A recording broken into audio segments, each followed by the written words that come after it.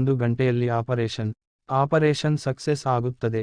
ಶ್ಯಾಮಲ ಅತ್ತೆ ಹತ್ತಿರ ಬಂದು, ಅತ್ತೆ ನನ್ನ ಗಂಡನನ್ನು ನೋಡಿಕೊಳ್ಳಿ, ಇವತ್ತು ರಕ್ಷಾಬಂಧನ, ನಾನು ಮನೆಗೆ ಹೋಗಿ ಅಣ್ಣನಿಗೆ ರಾಖಿ ಕಟ್ಟಿ ಇಲ್ಲಿ ನಡೆದ ಎಲ್ಲಾ ವಿಷಯ ತಿಳಿಸಿ ಆಸ್ಪತ್ರೆಗೆ ಕಟ್ಟಲು ಹಣ ತೆಗೆದುಕೊಂಡು ಬರುತ್ತೇನೆ ಎಂದು ಹೇಳಿ ಶ್ಯಾಮಲ ಮನೆಗೆ ಬರುತ್ತಾಳೆ. ಮನೆಯಲ್ಲಿ ಯಾರೂ ಇರುವುದಿಲ್ಲ. ಆಚೆ ಬರುತ್ತಾಳೆ. ಒಬ್ಬ ವ್ಯಕ್ತಿ ಮನೆ ಹತ್ತಿರ ಹೋಗುತ್ತಿರುತ್ತಾನೆ. ಆಗ ಶ್ಯಾಮಲ ಆ ವ್ಯಕ್ತಿಯನ್ನು ನೋಡಿ, ಅಣ್ಣ, ನಮ್ಮಣ್ಣನನ್ನು, ನಮ್ಮ ಅಪ್ಪನನ್ನು ನೋಡಿದೀಯಾ? ಮನೆಯಲ್ಲಿ ಯಾರೂ ಇಲ್ಲ. ಆಗ ಆ ವ್ಯಕ್ತಿ, ಏನಮ್ಮ, ನಿನಗೆ ವಿಷಯ ಗೊತ್ತಿಲ್ವಾ? ಆಗ ಶ್ಯಾಮಲ, ಏನಣ್ಣ, ಏನಾಯಿತು? ಆಗ ವ್ಯಕ್ತಿ, ನಿಮ್ಮ ಅಣ್ಣ ತೀರಿಹೋದರು, ಮಣ್ಣು ಮಾಡಲು ಎತ್ತಿಕೊಂಡು ಹೋಗಿದ್ದಾರೆ. ಆಗ ಶ್ಯಾಮಲ ಆಳ್ತಾ ಓಡುತ್ತಾಳೆ. ಅಣ್ಣನ ದೇಹದ ಹತ್ತಿರ ಬರುತ್ತಾಳೆ.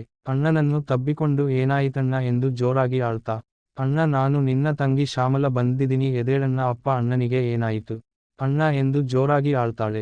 ಇವತ್ತು ರಕ್ಷಾಬಂಧನ ಅಣ್ಣ, ನಿನಗೆ ರಾಖಿ ಕಟ್ಟಬೇಕು ಎಂದು ರಾಖಿ ಕಟ್ಟುತ್ತಾಳೆ. ಅಣ್ಣ, ನಾನು ರಾಖಿ ಕಟ್ಟಿದ್ದೀನಿ, ನನಗೆ ಕೊಡಬೇಕಾದ ಅರಿಶಿನ ಕುಂಕುಮ ಬಳೆ ಸೀರೆ ಕೊಡಣ್ಣ. ಆಗ ಶ್ಯಾಮಲರವರ ಅಪ್ಪ ರಾಮಪ್ಪ ಅದನ್ನು ಕೊಟ್ಟಿದ್ದ ಮೇಲೆ ಹೀಗೆ ಮಲಗಿರೋದು ತಾಯಿ. ಆಗ ಶ್ಯಾಮಲ, ಏನ ಹೇಳುತ್ತಿದೆಯಾ ಅಪ್ಪ? ಆಗ ರಾಮಪ್ಪ, ಏನಾಯಿತು ಅಂದ್ರೆ?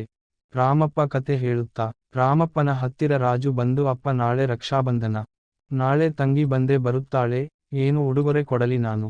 ಆಗ ರಾಜುವಿಗೆ ಒಂದು ಫೋನ್ ಬರುತ್ತದೆ. ರಾಜು ಅಲ್ಲೇ ಆಳ್ತಾ ಕುಳಿತು ಬಿಡುತ್ತಾನೆ. ಆಗ ರಾಮಪ್ಪ, ಏನಾಯಿತಪ್ಪ, ಯಾಕ್ ಆಳ್ತಾ ಇದೀಯಾ, ಏನಾಯಿತು?